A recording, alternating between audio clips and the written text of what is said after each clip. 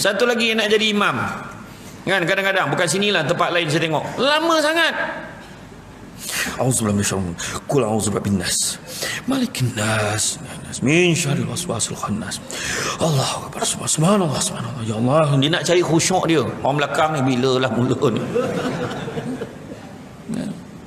Tapi kalau mana yang imam-imam yang muda-muda tu bawa ke tengah. Tu jadi isu tu. Dekat tempat saya dulu yang saya semayang tu ada, bila bawakan bulan puasa kita bawa budak-budak tahfiz jadi imam.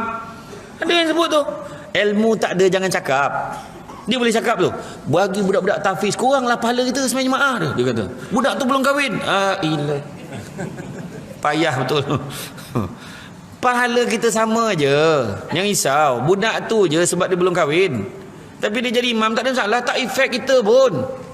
Budak tu bagus, bacaan dia kan baca berapa panjang lama habis. Dia baca bukan macam kita baca.